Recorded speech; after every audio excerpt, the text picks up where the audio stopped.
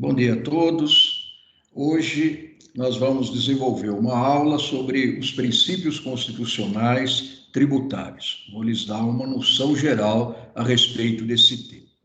E eu começo por dizer que as normas jurídicas de mais alto grau se encontram na Constituição. A Constituição, sem dúvida, é a lei maior, a lei suprema, é, como queria Kelsen, a matriz de todas as manifestações normativas do Estado. As leis, os decretos, as portarias, os atos administrativos e, num certo sentido, as próprias sentenças, valem na medida em que desdobram comandos constitucionais. Enfim, as normas constitucionais estão no cume da chamada pirâmide jurídica e, por isso mesmo, tem um grau máximo de positividade.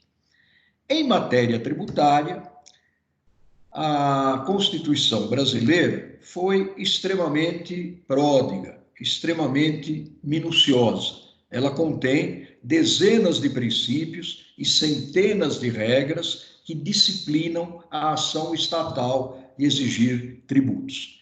É por isso que se costuma dizer, com inegável acerto, que a lei maior tributária no Brasil não é o Código Tributário Nacional, não é a Lei Candir, a Lei Complementar 87 de 1996, não é a Lei Complementar 116 de 2003. Não, a lei maior tributária no Brasil é a própria Constituição. Por isso, em nosso país, ninguém poderá ser havido por conhecedor do direito tributário se não tiver palmilhado a Constituição. Em outros países, até é possível estudar direito tributário a partir de um código, a partir de uma lei geral. Por quê? Porque as constituições dos outros países, em matéria tributária, costumam ser lacônicas, são de um laconismo de impressionar um espartano. Tenhamos atenção à Constituição italiana. A Constituição italiana, em rigor, contém duas normas especificamente tributárias. Uma determinando que os tributos sejam criados ou aumentados por meio de lei. E outra estabelecendo que os impostos devem levar em consideração a capacidade econômica dos contribuintes. Portanto, na Itália, desde que se atenda ao primado da legalidade tributária e desde que os impostos naveguem ao sabor do princípio da capacidade contributiva, tudo mais passa a girar em torno da imaginação criadora do parlamento, do poder legislativo. No Brasil, a situação é diferente. No Brasil, as pessoas políticas, a União, os Estados-membros, os municípios e o Distrito Federal, enquanto tributam, ou seja, enquanto criam em abstrato tributos, se veem, por assim dizer, diante de um dilema. Que dilema? Ou praticamente reproduzem a Constituição e, ao fazê-lo, apenas recriam num grau de concreção maior aquilo que na Constituição já se contém, ou, na ânsia de serem originais, acabam resvalando para o campo da inconstitucionalidade. Enfim, no Brasil, as pessoas políticas, enquanto tributam, encontram perfeitamente iluminado no texto supremo o caminho que podem validamente palmilhar. E isso é bom. Por quê? Porque, quer queiramos, quer não, os tributos são impostos iure imperi, ou seja, mediante um ato de força. Em momento algum, o contribuinte é chamado a diretamente opinar acerca dessa questão. Deseja pagar tal tributo? Ou então deseja fazê-lo de forma mais intensa? É óbvio que se essa pergunta fosse endereçada aos contribuintes, a resposta invariavelmente seria não. Está para nascer, já se disse, quem aprecie pagar tributos. Muito bem, é justamente a nossa Constituição, com seus princípios, com suas regras, que mantém a ação de tributar diante do chamado Estado Democrático de Direito. É ela, a Constituição, que submete a ação estatal de exigir tributos ao Estado democrático de direito. E mais a mais, não devemos nos esquecer que o tributo arremete contra dois valores que são extremamente caros a todas as pessoas. Refiro-me ao valor liberdade e ao valor propriedade. Valor liberdade. Como há pouco referi, ninguém paga tributo com alegria, ninguém paga tributo espontaneamente. Se me permitem a brincadeira, até hoje eu não vi alguém feliz pelas ruas, né? Aonde vai tão alegre, tão contente? Ah, eu vou pagar tributo, com isso haverá mais justiça social, haverá melhor distribuição de renda. Não, as pessoas pagam tributo contristadas, as pessoas pagam tributo porque a ordem jurídica a tanto as compele. Então, sem dúvida, o tributo vergasta a liberdade dos contribuintes. E mais a mais, o tributo também atinge a propriedade dos contribuintes, tanto das pessoas físicas quanto das pessoas jurídicas. O tributo, portanto, lanha a propriedade das pessoas. Ora, o direito de propriedade é um direito fundamental. É o que estabelece o artigo 5º, 22 da Constituição. Aonde eu quero chegar?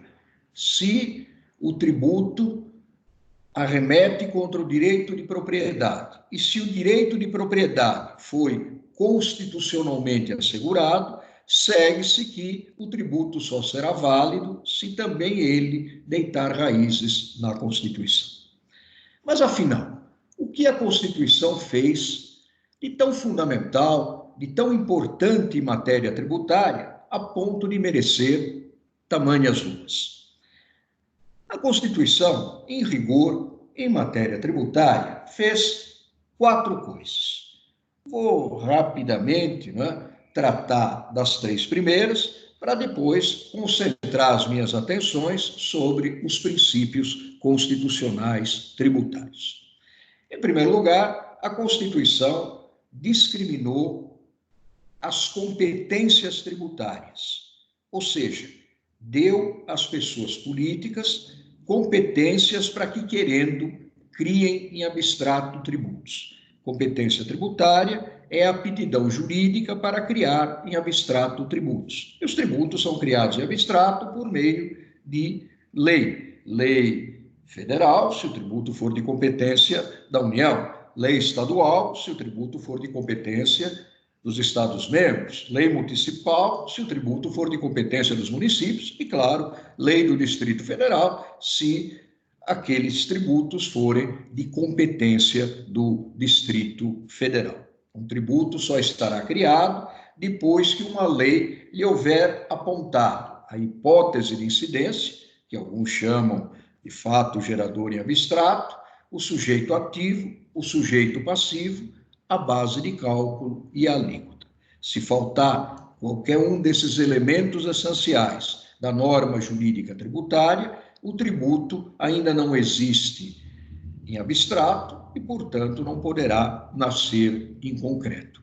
As omissões legislativas, maiormente em matéria tributária, não podem ser supridas, não podem ser colmatadas, nem pelo Poder Judiciário, nem muito menos pelo Poder Executivo. Ao Poder Executivo incumbe simplesmente aplicar a lei de ofício. No nosso caso, aplicar de ofício a lei tributária.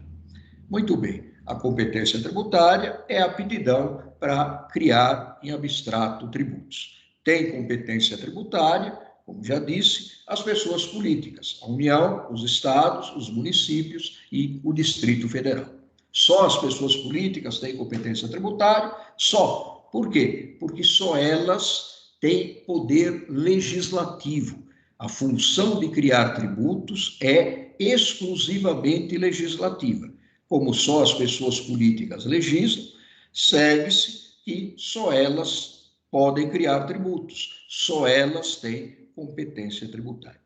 Evidentemente, a competência tributária não é apenas a aptidão para criar tributos, envolve também a faculdade de aumentar tributos, de diminuir tributos, de conceder isenções tributárias, de autorizar o parcelamento de débitos tributários, de perdoar dívidas tributárias, de criar obrigações acessórias, também chamadas deveres instrumentais tributários, de descrever infrações tributárias, combinando-lhes as respectivas sanções. Enfim, tudo o que é importante em matéria tributária deve passar necessariamente por uma lei, e não por qualquer lei, por lei da pessoa política competente nos termos da Constituição. Nesse particular, vale aquela clássica regra: quem pode o mais, pode o menos. Na medida em que as pessoas políticas podem o mais, que é criar o tributo diretamente do texto constitucional, é óbvio que podem o menos. Podem aumentar um tributo que já existe, diminuir um tributo que já existe, conceder uma isenção tributária e assim por diante. Enfim, a competência tributária é a aptidão para criar em abstrato tributos e para tratar dos temas mais relevantes acerca do fenômeno da tributação. Costumo dizer que a Constituição traçou as fronteiras do campo tributário e o dividiu em faixas, dando uma para cada uma das pessoas políticas, de tal sorte que a União tem os seus tributos, cada um dos Estados-membros outros tributos, idem cada um dos municípios, mais o Distrito Federal. Estamos a notar que a Constituição, no Brasil pelo menos, é a carta das competências tributárias. Ela indica o que as pessoas políticas podem, o que não podem e o que devem fazer enquanto criam em abstrato tributos. Enfim, a Constituição discriminou competências tributárias, deu às pessoas políticas competências para que, querendo, criem tributos. A Constituição brasileira também classificou os tributos em espécies e subespécies. Dividiu o gênero tributo em 3 grandes espécies: impostos, taxas, contribuições. Subdividiu essas espécies tributárias em várias subespécies: imposto sobre importação, imposto sobre exportação, taxa de serviço, taxa de polícia, contribuição de melhoria, contribuição social e assim por diante. Mas a Constituição fez algo mais importante, mais interessante. Ela também traçou a regra matriz, o arquétipo, a norma padrão de incidência das várias espécies e subespécies tributárias. O ato, a essência de cada tributo, está como que incrustada no texto constitucional.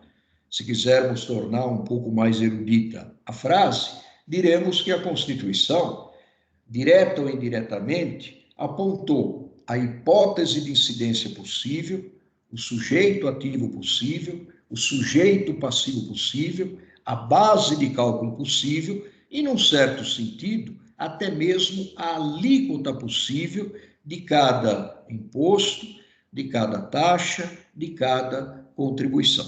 E isso vincula os entes tributantes. Assim, por exemplo, quando o Estado de São Paulo cria o ICMS, ele não pode criar qualquer tributo, tendo apenas a cautela de lhe pespegar esse rótulo, ICMS. Não, quando o Estado de São Paulo cria o ICMS, deve fazê-lo olhos fitos na Constituição, mais especificamente em seu artigo 155, parágrafo 2º, e nos parágrafos 2º a 5º desse mesmo diploma fundamental. Enfim, quando os Estados-membros, no nosso caso, o Estado de São Paulo, criam, os Estados-membros, o ICMS, devem fazê-lo com apoio na Constituição.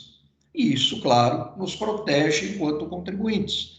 Graças à Constituição, Nós, contribuintes, passamos a ter o direito subjetivo, se quisermos, o direito constitucional subjetivo de só sermos tributados de acordo com esses paradigmas constitucionais. Vejam os colegas que a classificação constitucional dos tributos não foi feita apenas de modo nominal, foi também feita de modo conceitual. A Constituição não se limitou a rotular os tributos, a chamar um de imposto, o outro de taxa, o outro de contribuição de melhoria. Sem dúvida, a Constituição fez isso, mas ela foi além. Também apontou o regime jurídico que cada espécie e subespécie tributária deverá necessariamente observar, sob pena, claro, de inconstitucionalidade. Vejam, um tributo criado fora de sua regra matriz constitucional é um tributo inconstitucional, é um tributo que agride o direito de propriedade, é um tributo que tende a assumir feições confiscatórias e, como todos sabemos, nenhum tributo pode ser instrumento de confisco, se por mais não fosse, em razão do que estabelece o artigo 150, inciso 4 da Constituição. Portanto, já vimos que a Constituição discriminou competências tributárias, classificou os tributos em espécies e subespécies e apontou a regra matriz, o arquétipo, a norma padrão de incidência das várias espécies e subespécies tributárias. Muito bem. Eu comecei essa minha exposição argumentando que as normas jurídicas de mais alto grau se encontram na Constituição. Agora completo a ideia. As normas constitucionais não possuem todas a mesma importância. Por quê? Porque algumas veiculam simples regras, ao passo que outras verdadeiros princípios. Vejam que há normas constitucionais que veiculam regras e há normas constitucionais que veiculam princípios constitucionais. Os princípios constitucionais são muito mais importantes do que as regras constitucionais, tanto que a eventual desobediência a um princípio constitucional acarreta consequências muito mais danosas ao edifício jurídico do que a eventual desobediência a uma regra constitucional. Por favor, não me interpretem mal. Não estou aqui a apregoar que dispositivos da Constituição devem ser desobedecidos. Claro que não. Tudo que está na Constituição tem que ser acatado. O que eu estou a afirmar é que a eventual desobediência a um princípio constitucional é mais danosa ao edifício jurídico do que a eventual desobediência a uma regra constitucional. Por quê? Porque os princípios constitucionais são as vigas mestras do edifício jurídico. Quem costuma comparar o direito a um vasto edifício é o grande administrativista Celso Antônio Bandeira de Mello. Esse notável jurista costuma dizer que o direito se ergue num vasto edifício onde tudo está disposto em sábia arquitetura. O cientista do direito, prossegue o mestre, contemplando esse vasto edifício, nele imediatamente percebe não só a ordem na aparente complicação, como os seus alicerces e as suas vigas mestras. Muito bem, conclui Celso Antônio, com as cautelas que as comparações impõem, esses alicerces, essas vigas mestras do edifício jurídico, são os princípios constitucionais. A analogia é boa, a analogia é interessante. Por quê? Porque no edifício, claro, tudo tem a sua importância. As portas, as janelas, as luminárias. Só que não é necessário termos conhecimentos aprofundados de engenharia para sabermos que muito mais importante do que uma porta é o alicerce do edifício. Tanto é assim que se eventualmente de um edifício retirarmos uma porta, ele sofrerá um abalo estético, mas continuará de pé. Se, pelo contrário, do edifício subtrairmos os alicerces, ele fatalmente ruirá. Por quê? Porque terá perdido a viga de sustentação. Mas, para que essa aula não pareça de engenharia, juridicamente, o que é um princípio constitucional? Juridicamente, princípio constitucional é um enunciado lógico, é uma regra básica, é um enunciado lógico, implícito ou explícito, que, por sua grande generalidade, ocupa uma posição de preeminência no mundo do direito e, por isso, orienta a interpretação e a adequada interpretação e adequada aplicação, seja dos simples atos normativos, seja dos próprios mandamentos constitucionais. Repito, princípio constitucional é uma regra básica, implícita ou explícita, que, por sua generalidade, ocupa posição de destaque no mundo do direito e, nessa medida, orienta a interpretação e a boa aplicação, quer dos simples atos normativos, quer dos próprios mandamentos constitucionais. Vamos expandir os elementos dessa definição. O princípio é uma regra básica, uma regra implícita ou explícita.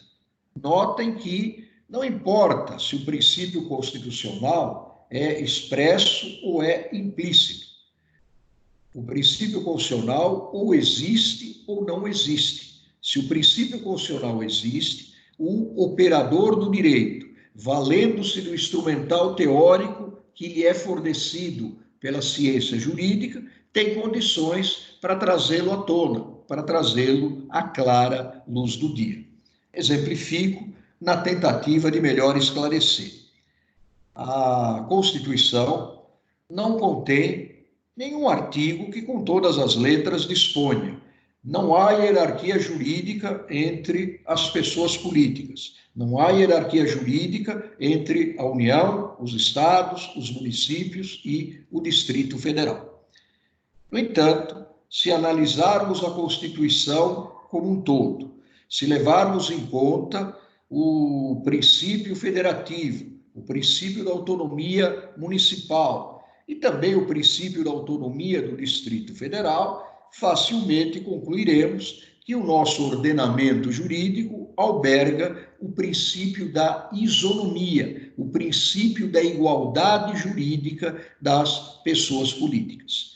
Esse princípio, o princípio da isonomia das pessoas políticas, conquanto implícito, existe e é dos mais relevantes e quantos, o nosso ordenamento constitucional agasalha.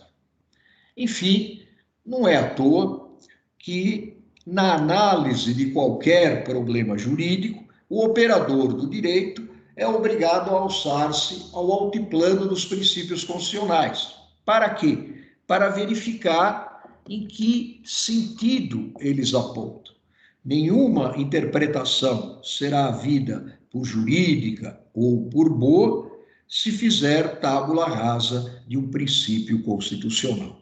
Os princípios constitucionais são vetores para soluções interpretativas. Orientam a interpretação e a adequada aplicação, seja dos simples atos normativos, das leis, dos decretos, das portarias, seja nos próprios mandamentos constitucionais. Quando o mandamento constitucional tem pluralidade de sentidos, eles devem ser interpretados, o mandamento constitucional deve ser interpretado e aplicado em consonância com o princípio constitucional que lhe for mais próximo. Por que isso? Porque os princípios constitucionais contêm valores que foram sobremodo prestigiados pelo Constituinte. Muitos deles foram escritos no próprio preâmbulo da Constituição.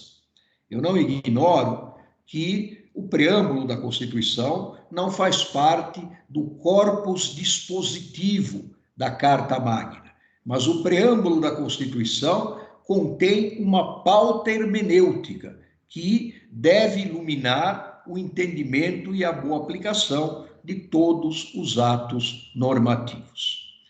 Algum colega, não é, poderia eventualmente dizer que um princípio constitucional não passa em rigor de uma regra. Eu concordo. Um princípio constitucional, inclusive um princípio constitucional tributário, não passa de uma regra, mas de uma regra que, por ter âmbito de validade maior, ocupa uma posição de destaque em relação às outras regras, inclusive as outras regras constitucionais. E aqui invoco a lição de José Sotomayor Borges, grande tributarista pernambucano. O princípio constitucional exerce, dentro do direito, uma função axiologicamente mais importante até do que os mandamentos constitucionais. Os colegas não ignoram que a axiologia é a ciência dos valores. Portanto, um princípio constitucional tem um valor maior do que as normas, inclusive constitucionais. E o que eu acabo de dizer se patenteia quando nós percebemos que o artigo 5º, inciso 1 da Constituição, é muito mais importante do que o artigo 87, parágrafo único 3, do mesmo diploma magno. Rapidamente, o artigo 5º, com seu inciso 1, veicula o magno princípio da igualdade, pelo qual todos são iguais perante a lei. Não haverá distinções em razão de raça, de credo político, de credo religioso, de preferência sexual. Não, todos são iguais perante a lei. A lei não pode discriminar as pessoas em razão de raça, de sexo, de credo político e assim por diante. É interessante notar que o princípio da igualdade irradia efeitos sobre todos os poderes do Estado, e não só sobre o poder legislativo, como querem alguns. O que é que adiantaria a lei ser igual para todos, se no momento de sua aplicação, seja pelo poder executivo, seja pelo poder judiciário, entrassem em jogo fatores de raça, de sexo, de credo político, de credo religioso e assim por diante. Bem precária seria a garantia que o princípio da igualdade daria às pessoas se fosse tão fácil custeá-lo. Na realidade, o princípio da igualdade, também chamado princípio da isonomia, se estende sobre todo o ordenamento jurídico. Alcança as pessoas políticas, alcança os poderes das pessoas políticas e alcança todas as pessoas que estão sob a égide do direito positivo nacional. Por que uma empresa não pode discriminar a sua freguesia em razão de raça? Alguém imediatista diria, porque há uma lei que proíbe isso, a Lei Afonso Arinos, porque agora, né, o crime de racismo foi criminalizado intensamente, tanto que esse delito é imprescritível, isso está na Constituição. Mas e se a Constituição mesmo não tivesse determinado isso? Por que uma empresa não poderia discriminar sua freguesia em razão de raça? Por força do princípio da igualdade, como o percebeu Pontes de Miranda nos seus comentários à Constituição de 1937, quando não existia a Lei Afonso Arinos, que é de 1950, quando, por óbvio, ainda não estava em vigor a Constituição atual, a Constituição de 1988. Enfim, o princípio da igualdade é uma das vigas mestras do edifício jurídico. Já o artigo 87, parágrafo único 3 da Constituição, estabelece que o ministro de Estado, ano a ano, deverá fazer um relatório circunstanciado das atividades de seu ministério ao presidente da República. Em rigor, esse dispositivo nem precisaria estar intercerto na Constituição. É óbvio que o presidente da República, como chefe do Poder Executivo Federal, pode determinar aos seus auxiliares, aí compreendidos os ministros de Estado, que ele apresente relatórios, já nem digo anuais, semestrais, mensais, semanais, diários até. Mas o presidente da República pode fazer essa determinação até de viva voz, né, em razão do princípio hierárquico. Então, positivamente, a Constituição não precisaria ter se ocupado desse assunto. Mas como a nossa Constituição é analítica, ela desceu a tamanhos detalhes, de tal sorte que o inciso 3 do parágrafo único do artigo 87 da Constituição deve ser observado. Mas deve ser observado sempre com aquela certeza de que no contexto geral do nosso sistema jurídico, ele é muito menos importante do que o dispositivo inserido no artigo 5º, inciso 1 da Constituição. Veja, se amanhã o ministro de Estado se esquecer de fazer o relatório anual, ou porque nada fez, ou porque o que fez não pode ser deitado no papel, afinal, ninguém pode ser obrigado a testemunhar contra si próprio, eis aí um outro direito fundamental, o edifício jurídico só por isso não ruirá. Terá ruído por aquilo que o ministro fez ou deixou de fazer, mas não pela ausência do relatório anual. Pelo contrário, se amanhã pessoas sistematicamente passarem a ser tributadas de modo diverso, em função de raça, em função de sexo, em função de credo político, e pior, se o Poder Judiciário, chamado a acudi-las, se omitir, aí, sem dúvida, todo o edifício jurídico ruirá. Aliás, transplantando essas ideias, né, apenas bosquejadas, o princípio da igualdade exige que as leis tributárias sejam editadas e aplicadas em conformidade com a isonomia. Editadas, evidentemente, pelo Poder Legislativo e aplicadas pelo Poder Executivo e, de modo especial, pelo Poder Judiciário. O Poder Judiciário incumbe aplicar contenciosamente as leis, né? E o Judiciário faz em caráter definitivo e com força institucional. Lembremos-nos, né, nesse ponto da exposição, de uma clássica lição de Francisco Campos, está nos seus comentários à Constituição de 1946. Cada dispositivo da Constituição deve ser interpretado no condicional. Assim, se eu disser, a União tem competência para criar o imposto sobre a renda, estou fazendo uma afirmação correta, não resta dúvida.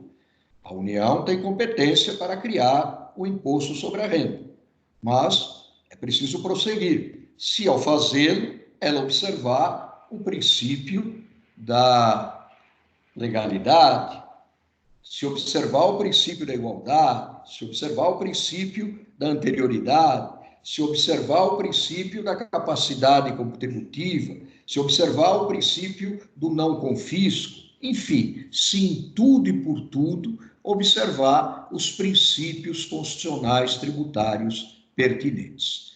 Portanto, o princípio possui uma função especificadora no ordenamento jurídico. Ele é de grande valia, como vimos, para a exegese e para a perfeita aplicação, seja dos simples atos normativos, seja nos próprios mandamentos constitucionais. O menoscabo por um princípio constitucional importa a quebra de todo o sistema jurídico. Uma advertência, no entanto, aqui se faz necessária. Os princípios constitucionais não podem alterar as regras matrizes dos tributos, que também estão postas na Constituição. Repito, um princípio constitucional não pode atropelar as regras matrizes dos tributos que estão na Constituição. Por quê? Porque as regras matrizes conferem aos contribuintes o direito fundamental de só serem tributados naquela situação precisamente descrita na lei maior, no diploma supremo. Vou tentar me fazer entender. É muito comum ouvir-se frases do tipo: em rigor, esse tributo não caberia, mas, em razão do princípio da solidariedade plasmado na Constituição, é possível alargar um pouquinho o seu âmbito de abrangência para que ele atinja situações não previstas no diploma fundamental. Esse argumento, né, essa linha de raciocínio, pode até embevecer o simples, mas não há de impressionar um cientista do nosso direito tributário. Não se pode, no caso, com apoio no princípio da solidariedade, dilargar o âmbito de abrangência de um tributo que se encontra estruturado com riqueza de detalhes no próprio diploma fundamental. Dou-lhes outro exemplo. Os colegas sabem que agora vivemos na era cibernética, né? Muitas coisas são virtuais. Essa própria aula, né, está sendo ministrada via internet. Pois bem, discute-se nos tribunais que tributo, afinal, cabe sobre a comercialização dos softwares. Chegou-se à conclusão que o ICMS não cabe. Por quê? Porque, no caso, não há uma venda mercantil. Há uma cessão onerosa de direito de uso. Pois bem, eu já li em decisões a seguinte frase: se não cabe ICMS, então há de caber ISS. Por quê? Porque algum tributo há de caber. Não, se não cabe ICMS, não necessariamente haverá de caber outro tributo criado em abstrato por outra pessoa política. Na realidade, a cessão onerosa de direitos, né, que envolve a comercialização dos softwares, poderia ser tributada, mas por meio de um imposto residual da União, criado com apoio no artigo 154, inciso 1 da Constituição Federal. Imposto que, no entanto, ainda não foi instituído. Como ele ainda não foi instituído em abstrato, tanto melhor para o contribuinte. Ele não poderá ser exigido em concreto. De modo, né, que precisamos atentar para esse detalhe. Os princípios constitucionais, inclusive os tributários, se revestem de transcendental importância, mas eles não têm força jurídica bastante para desconstituir o direito fundamental que todos os contribuintes têm de só serem tributados de acordo com as regras matrizes constitucionais pertinentes. Ora bem, existem inúmeros princípios constitucionais tributários. Aleomar Baleiro, num livro clássico, Limitações Constitucionais ao Poder de Tributar, estudou nada mais, nada menos do que 27 princípios constitucionais tributários. É evidente que, no curto espaço de 55, 60 minutos, não terei condições de fazer isso. Então, eu vou concentrar as minhas atenções sobre 3 princípios constitucionais tributários: o princípio da legalidade, o princípio da anterioridade e o princípio da segurança jurídica, que leva à irretroatividade das leis tributárias. Não vou esgotar esses assuntos, né, que são vastíssimos, mas pretendo lhes dar uma noção geral desse importantíssimo tema. Começo pelo princípio da legalidade, dizendo óbvio, né? O princípio da legalidade não é exclusivamente tributário. Na verdade, ele se espraia sobre todo o direito, embora incida de chapa no campo da tributação. O princípio da legalidade, em termos genéricos, se encontra veiculado no artigo 5º, inciso 2 da Constituição. Ninguém será obrigado a fazer ou a deixar de fazer alguma coisa, senão em virtude de lei. Bastaria esse artigo 5º, inciso 1 da Constituição, para que tranquilamente concluíssemos que ninguém pode ser obrigado a pagar um tributo ou a fazê-lo a maior, senão em virtude de lei.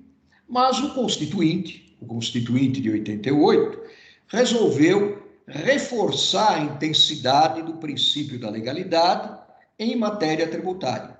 E fez isso no artigo 150, inciso 1 do Diploma Supremo. Ali está estatuído: sem prejuízo de outras garantias asseguradas ao contribuinte, é vedado à União, aos Estados-membros, ao Distrito Federal e aos municípios instituir ou aumentar tributo sem lei que o estabeleça. Sintetizando, é vedado às pessoas políticas exigir ou aumentar tributo sem lei que o estabeleça. Aí está. Só a lei pode criar, exigir tributos, só a lei pode aumentar tributos. É óbvio que o princípio da legalidade não se esgota nisso. Também só a lei pode aumentar tributos, também só a lei pode diminuir tributos, também só a lei pode isentar tributos, também só a lei pode descrever infrações tributárias, culminando-lhes as respectivas sanções, também só a lei pode criar obrigações acessórias. Enfim, tudo que é importante em matéria tributária deve necessariamente passar por uma lei. Geraldo Ataliba, o saudoso tributarista, de quem eu tive a honra de ser discípulo e depois assistente, certa feita, numa conferência, afirmou: engana-se quem no Brasil supõe que existe o princípio da legalidade tributária.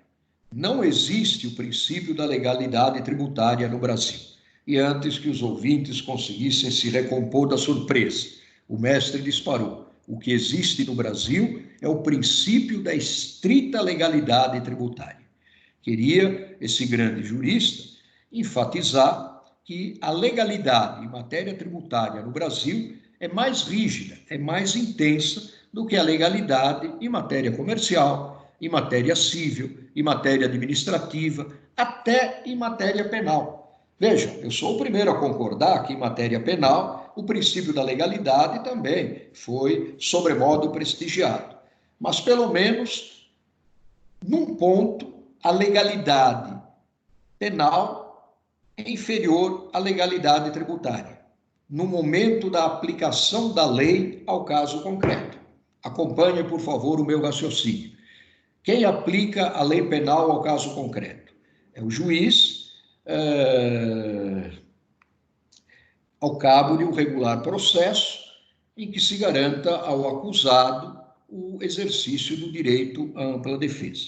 Pois bem, o juiz, ao aplicar contenciosamente a lei penal ao caso concreto, ele deve necessariamente levar em consideração a personalidade do agente, as circunstâncias agravantes, as circunstâncias atenuantes, a maior ou menor participação do agente na prática do delito, as causas de aumento de pena, as causas de diminuição de pena, cotejando todos esses fatores e olhos fitos nos parâmetros mínimo e máximo da lei penal, o juiz aplica a pena ao caso concreto, dosa a pena. Isso está estatuído no Código Penal. Portanto, o juiz, ao aplicar contenciosamente a lei penal ao caso concreto, age com grande grau de subjetividade. Ele age com discricionariedade, não com arbitrariedade, dentro dos parâmetros da lei, mas ele tem uma margem de liberdade relativamente ampla. O mesmo não se dá no momento da aplicação da lei tributária ao caso concreto. Quem aplica a lei tributária ao caso concreto? No primeiro momento, o agente fiscal. O agente fiscal, como há pouco disse, aplica a lei tributária de ofício, aplica a lei tributária de ofício ao caso concreto. Mas, se fisco e contribuinte se desavierem, a questão fatalmente será remetida ao Poder Judiciário. Isso por força do princípio da universalidade da jurisdição. Nada pode ser subtraído ao crivo do poder judiciário. Pois muito bem, quando o magistrado, quando o juiz de direito, e quando eu falo em magistrado, refiro-me também aos tribunais superiores, quando o magistrado, quando o tribunal aplica contenciosamente a lei tributária ao caso concreto, pratica sempre atos discricionários. Não lhe é dado analisar a personalidade do contribuinte, não lhe é dado sopesar circunstâncias especialíssimas nas quais o contribuinte se encontra, a menos que a lei prestigie isso, o que é muito raro.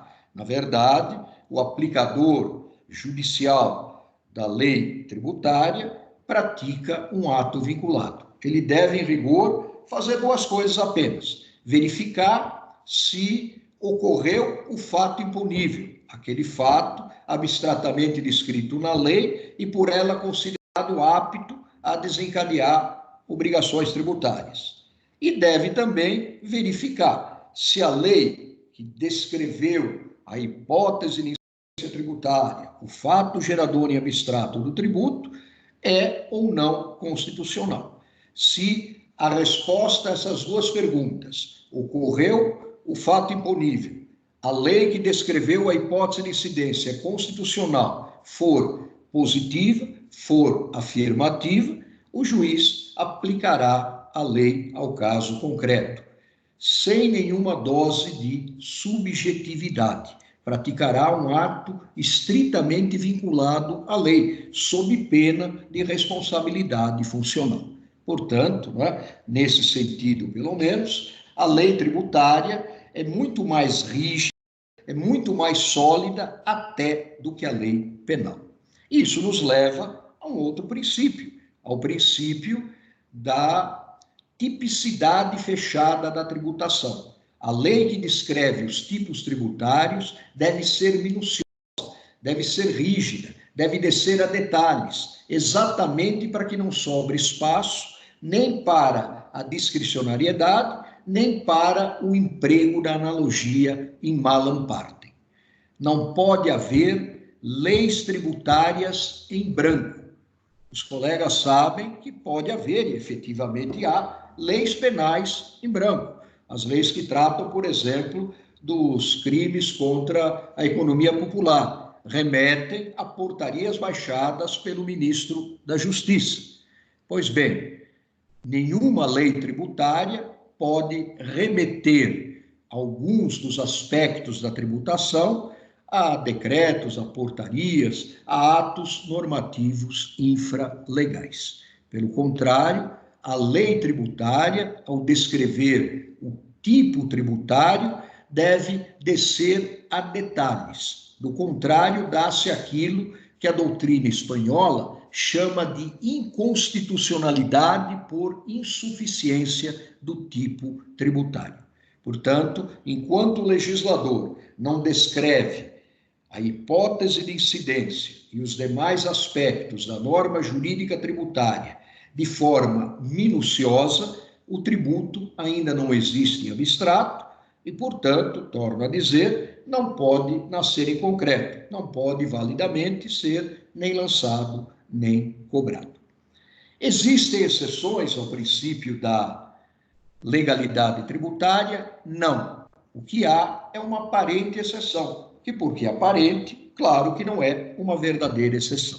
Essa aparente exceção se encontra no artigo 153, parágrafo 1º do Diploma Magno. Ali está estabelecido que o Poder Executivo poderá, dentro dos parâmetros da lei, alterar as alíquotas do imposto sobre a importação, do imposto sobre a exportação, do IPI, Imposto sobre Produtos Industrializados, e do IOF, Imposto sobre Operações Financeiras. Então, perceba, não é que o princípio da legalidade em relação a esses 4 impostos federais foi atropelado. Não é que ele foi posto em oblívio. Não, o princípio da legalidade também em relação a esses 4 impostos foi prestigiado. Talvez, seja um exagero falar agora em princípio da estrita legalidade tributária. Podemos até condescender que o princípio da legalidade em relação a esses 4 impostos foi um pouco mitigado, mas o princípio da legalidade também em relação a esses 4 impostos está presente. A última palavra é sempre dada pela lei. Então, uma lei estabelecerá que as alíquotas do imposto sobre a exportação de um determinado produto poderão oscilar entre 10% e 30%. Nesse caso, o Poder Executivo, dentro dos parâmetros legais, fixará a alíquota aplicável. Poderá fixar uma alíquota de 10%, de 11%, de 12%, de 25%, até de 30%. Mas não poderá, por exemplo, fixar uma alíquota de 40%. Se o fizer, estará tributando fora dos parâmetros da lei. Estará maltratando tanto a lei quanto a Constituição. Estará maltratando a lei porque a lei lhe faculta apenas eleger as alíquotas dentro dos parâmetros 10% e 30%. E estará maltratando a Constituição porque estará arremetendo contra o princípio da legalidade e de modo mais específico contra o disposto no parágrafo 1º do artigo 153 da Constituição. Uma questão, que ainda não está totalmente solucionada. Medida provisória pode criar ou aumentar tributos? A maioria dos autores e o próprio Supremo Tribunal Federal fazem empenho no sentido de que sim.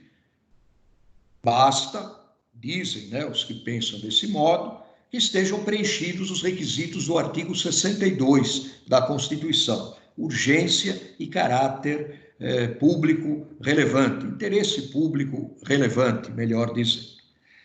Submeto à meditação dos colegas, no entanto, a seguinte ideia, uma ideia acadêmica, até porque aqui não estamos para reproduzir o que os tribunais decidem, Temos que levar em conta, como jurisdicionados, o que os tribunais decidem. Mas, como cientistas, temos liberdade até para censurar decisões dos tribunais, por mais importantes que sejam, a começar pelo Supremo Tribunal Federal.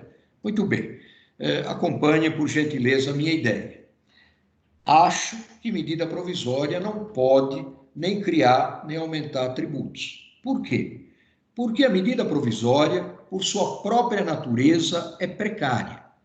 Se ela não for convolada em lei, cai por terra e, com ela, todos os efeitos produzidos. Isso está na Constituição. Pois muito bem, a precariedade da medida provisória não se compadece com a segurança e com a certeza que devem presidir o fenômeno da tributação. Então, estas, em apertada síntese, as ideias que entendi oportunas para essa aula geral. As ideias sobre princípio da legalidade. Vamos agora voltar nossas atenções, sempre com a possível brevidade, para o princípio da anterioridade. O princípio da anterioridade, ao contrário do princípio da legalidade, é especificamente tributário. Ele começa e termina, digamos assim, no campo da tributação. O princípio da anterioridade, para ser bem compreendido, deve levar em consideração o disposto nos artigos 150, 3A, 150, 3B, 150, parágrafo 1º e 195, parágrafo 6º, todos da Constituição Federal. Portanto, o perfil do princípio da anterioridade em matéria tributária, e só em matéria tributária, é delineado pelos artigos 150, 3B, 150, 3C, 150, parágrafo 1º e 195, parágrafo 6º da Constituição Federal. O artigo 150, 3B da Constituição Federal, em outras palavras, estabelece que a lei que cria ou aumenta um tributo deve entrar em vigor num exercício financeiro para só tornar-se eficaz no próximo exercício financeiro. Assim, por exemplo, se uma lei criar um tributo amanhã, dia 1º de abril de 2020, essa lei só poderá incidir sobre fatos que vierem a ocorrer a partir do dia 1º de janeiro de 2021.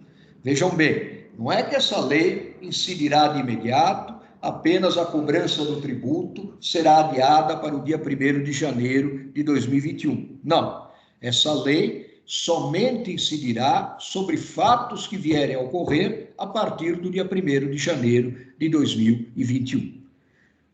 Dou-lhes um exemplo ainda mais claro. Digamos que daqui a uma semana, finalmente seja criado o Imposto sobre Grandes Fortunas. É um imposto de competência da União, artigo 153, inciso 7 da Constituição Federal. Se isso acontecer, possuir grande fortuna em 2020 continuará a ser um fato tributariamente irrelevante, um fato, se quisermos, não imponível. Possuir grande fortuna, se isso acontecer, só será o fato imponível, o fato gerador em concreto do novel imposto a partir do dia 1º de janeiro de 2021. Acredito, que os colegas já perceberam que por trás do princípio da anterioridade está o princípio da segurança jurídica, está o princípio da não surpresa, está aquela ideia de que o contribuinte tem o direito de planejar ano a ano a sua vida fiscal e que, portanto, não pode ser surpreendido da noite para o dia com um novo tributo ou com o aumento de um tributo já existente. Bom, migremos agora para o parágrafo 6º do artigo 195 da Constituição. Ali consta que a lei que criar ou aumentar uma contribuição social para a Seguridade Social só poderá incidir 90 dias após publicada. Não é que as contribuições sociais não precisem obedecer ao princípio da anterioridade. Precisam. Apenas obedecem a uma anterioridade nonagesimal, a uma anterioridade que não leva em consideração o exercício financeiro, que, como não se ignora, começa no dia 1º de janeiro e termina no dia 31 de dezembro. Não, as contribuições sociais levam em consideração esse interregno de 90 dias. Portanto, se amanhã for criada uma nova contribuição social para a Seguridade Social, a lei que a instituir poderá incidir 90 dias após, portanto, já no exercício de 2020. Então, as contribuições sociais também obedecem ao princípio da anterioridade, mas uma anterioridade que não leva em conta o exercício financeiro, mas apenas esse lapso temporal de 90 dias. Muito bom. Voltemos ao artigo 153b da Constituição. Ali está estabelecido que a lei que criar ou aumentar um tributo deverá ficar com sua eficácia suspensa, com sua eficácia paralisada, até o próximo exercício, quando finalmente incidirá. Antes do advento da emenda constitucional número 42, volta e meia acontecia o seguinte fenômeno. Uma lei criava ou aumentava um tributo no dia 31 de dezembro. E essa lei passava a incidir já no dia seguinte. E aí realmente ficava difícil, convencer o interlocutor que por trás do princípio da anterioridade está o princípio da segurança jurídica, está aquela ideia de que o contribuinte não pode ser tomado de surpresa com uma nova exigência fiscal. Porque, a verdade seja dita, da noite para o dia, o contribuinte se via compelido a suportar um novo tributo ou a suportar de forma mais gravosa um tributo já existente. Essa anomalia, falemos assim, acabou sendo superada com o advento da emenda constitucional número 42 de 2003, que inseriu uma linha C no artigo 153 da Constituição. Agora, por força desta linha C, para que um tributo possa ser exigido a partir do dia 1º de janeiro, é preciso que a lei que o instituiu ou aumentou esteja em vigor há pelo menos 90 dias, contas feitas até o dia 2 de outubro do ano imediatamente anterior. De tal sorte que não é mais possível, né, ocorrer esse fenômeno absurdo de, a despeito do princípio da anterioridade, o contribuinte ser mais bem protegido pela anterioridade nonagesimal do que pela anterioridade clássica. Sim, porque se uma contribuição social, antes do advento da emenda número 42, da emenda constitucional número 42, fosse criada no dia 31 de dezembro, essa contribuição social só poderia ser exigida a partir do dia 1º de abril do ano seguinte, 90 dias após. Se, antes do advento da emenda constitucional número 42, um tributo fosse criado no mesmo dia 31 de dezembro, ele acabava sendo exigido já no dia seguinte. Era um paradoxo, não é? Como é que a anterioridade stricto sensu, dependendo da época do ano, pode proteger mais e melhor o contribuinte do que a anterioridade clássica, a anterioridade lato sensu. Para corrigir essa esdrúxularia, essa enormidade, o Congresso Nacional deu a estampa à emenda constitucional número 42, que, repito, introduziu uma linha C no artigo 153 da Constituição, de tal sorte que agora o que de pior pode acontecer para o contribuinte é um tributo ser criado até o dia 1º de outubro para ser exigido sobre fatos que vierem a se verificar a partir do próximo dia 1º de janeiro. Pergunto: há exceções ao princípio da anterioridade tributária? Há pouco referi que não há exceções ao princípio da legalidade tributária. O que há é uma aparente exceção, aquela aparente exceção estampada no parágrafo 1º do artigo 153 do Diploma Maior. Já o princípio da anterioridade tem exceções. E aonde estão as exceções? Na própria Constituição, mais especificamente no parágrafo 1º do seu artigo 150. Aliás, as exceções ao princípio da anterioridade tributária só poderiam mesmo estar contidas na Constituição. Na medida em que o princípio da anterioridade tributária tem sede constitucional, eventuais exceções a esse princípio, claro, só poderiam estar na Constituição. E elas existem, estão arroladas no parágrafo 1º do artigo 150 desse diploma.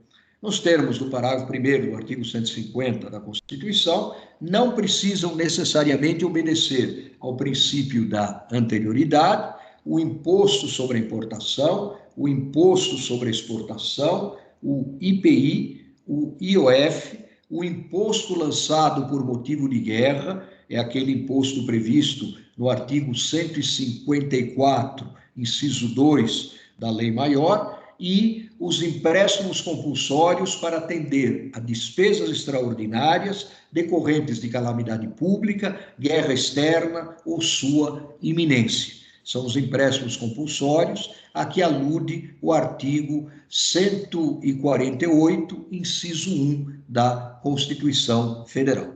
Esses tributos não precisam necessariamente obedecer ao princípio da anterioridade.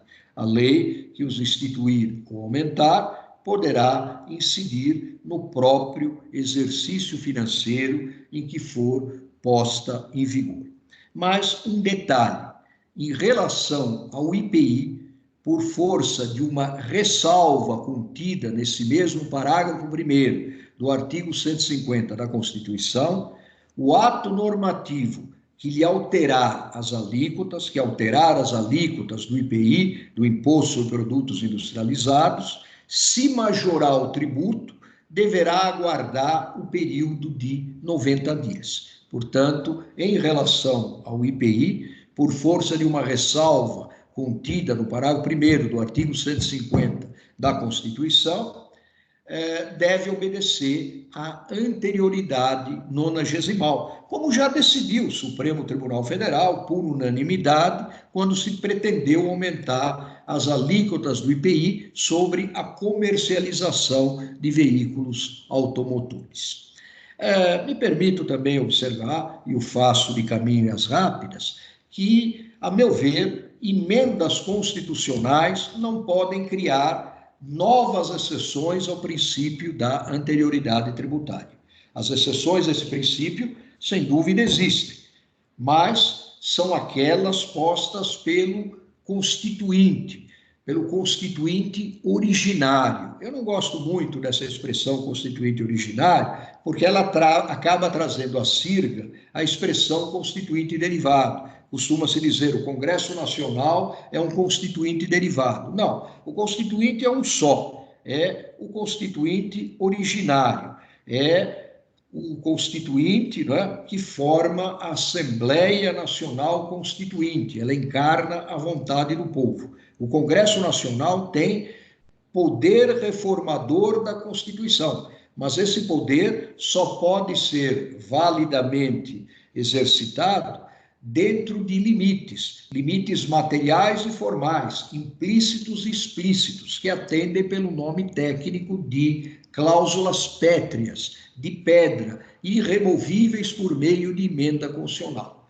Volto à ideia principal para que ela não se perca. Uma emenda constitucional não pode criar novas exceções ao princípio da anterioridade tributária. Até porque, se isso fosse possível, não teríamos mãos a medir.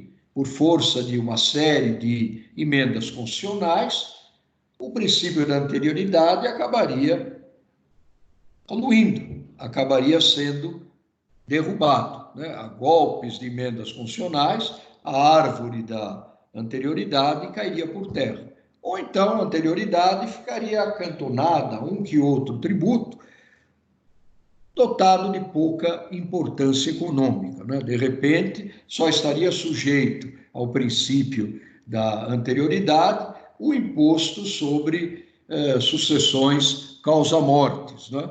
Um imposto, se me permitem a brincadeira, exigido uma vez na vida, outra vez na morte. Eu não ignoro que a emenda constitucional número 33 criou duas novas exceções ao princípio da anterioridade tributária, uma em torno do ICMS e a outra em torno das contribuições. Tenho para mim, no entanto, que essa emenda constitucional, nesse ponto pelo menos, é inconstitucional. O assunto ainda não foi submetido ao crivo do Poder Judiciário, de modo que vale aqui apenas o registro.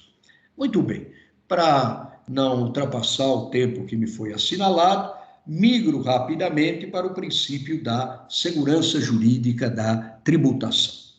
A segurança jurídica, em sua dupla manifestação, certeza do direito e proibição do arbítrio, exige que todas as leis, tributárias ou não tributárias, tenham o timbre da irretroatividade. As leis, tributárias ou não tributárias, repito, só podem projetar seus efeitos para o futuro.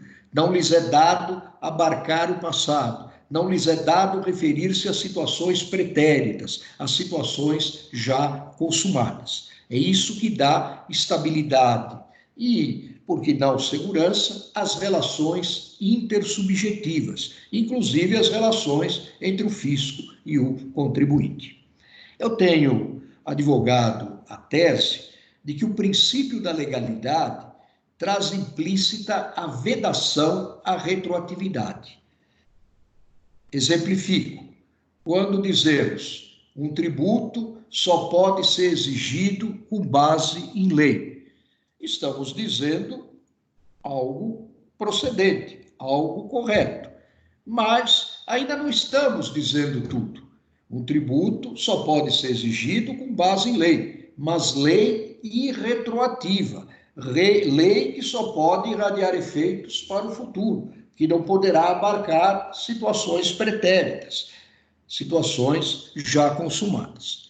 Aliás, né, essa tese talvez cause espécie a algum tributarista, mas não costuma causar espécie alguma aos penalistas, Por quê? Porque os penalistas, há mais de 300 anos, desde Cesare Bonezano, Marquês de Beccaria, com o seu clássico dos delitos e das penas, fazem empenho no sentido de que não há crime nem pena sem lei que os preveja. Aliás, os penalistas nos legaram um brocardo famosíssimo, né? Talvez o mais famoso de todos os brocardos jurídicos: nullum crimen, nulla pena, sine previa lege.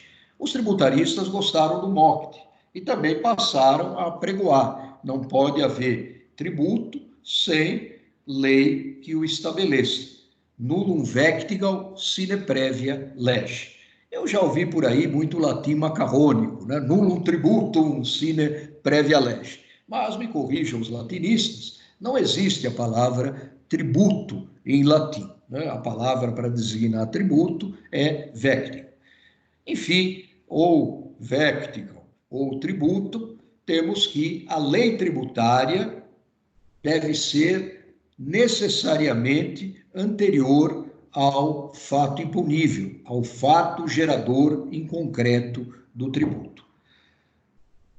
A lei tributária deve preceder o fato imponível, o fato gerador em concreto do tributo, como de resto está estatuído, está estampado no artigo 153A da Constituição. E eu abro aqui um ligeiro parênteses, né, para enfatizar que fora da Constituição praticamente não existe direito tributário, não pelo menos no Brasil. A lei maior tributária, repito, no Brasil é a própria Constituição. Em se tratando de leis que criam ou aumentam tributos, ou mesmo de leis que agravam a situação do contribuinte, a regra é absoluta, não comporta exceções. Qualquer lei que crie ou aumente um tributo só poderá dispor para o futuro. Não lhe é dado abarcar o passado, não lhe é dado referir-se a situações pretéritas. É isso, torno a dizer, que dá estabilidade às relações entre o fisco e o contribuinte.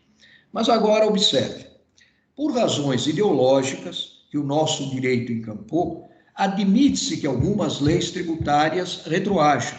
Que leis são essas? São as leis tributárias benéficas, as leis que favorecem aos contribuintes.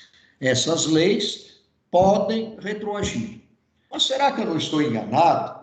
Não seria melhor eu dizer as leis que favorecem os contribuintes devem necessariamente retroagir? Penso que não. As leis que favorecem os contribuintes, as leis tributárias benéficas, portanto, podem retroagir. Retroagirão ou não, de acordo com o que nelas próprias estiver estampado. Ah, mas as leis penais benéficas sempre retroagem. Concordo. As leis penais benéficas sempre retroagem por força do que estatui o artigo 5º 40 da Constituição. A lei penal não retroagirá, salvo para beneficiar o réu.